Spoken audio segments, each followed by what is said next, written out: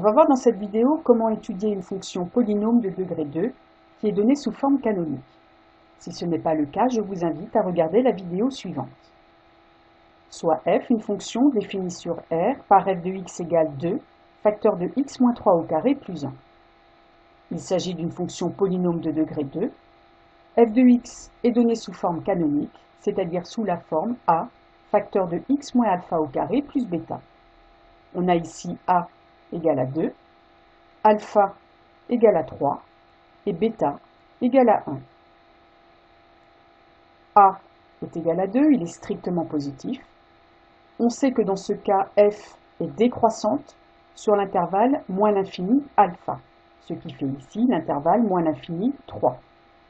Et elle est croissante sur l'intervalle alpha plus l'infini, c'est-à-dire ici sur l'intervalle 3 plus l'infini. La fonction f admet un minimum en 3. On peut en calculer sa valeur et dresser le tableau de variation de la fonction f. On peut également tracer la courbe de f dans un repère. Il s'agit d'une parabole qui est ouverte vers le haut. Son sommet a pour coordonnées alpha, bêta, c'est-à-dire ici 3, 1.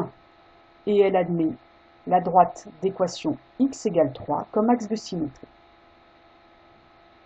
Voyons maintenant un exemple avec a strictement négatif.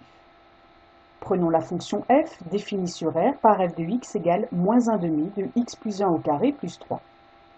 Il s'agit là aussi d'une fonction polynôme de degré 2 et f de x est donnée sous forme canonique.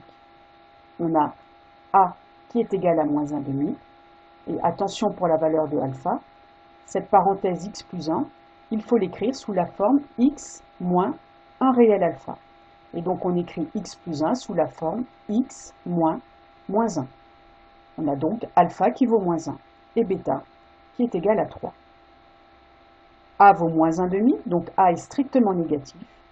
Dans ce cas, on sait que f est croissante sur l'intervalle moins l'infini alpha, ce qui fait ici l'intervalle moins l'infini moins 1, et décroissante sur l'intervalle alpha plus l'infini, et donc ici l'intervalle moins 1 plus l'infini. La fonction f admet donc un maximum en moins 1. On peut en calculer la valeur et dresser ensuite le tableau de variation de la fonction. On peut également tracer sa courbe dans un repère et cette fois-ci, la parabole est tournée vers le bas. Son sommet S a toujours pour coordonnées alpha, bêta, c'est-à-dire ici moins 1, 3.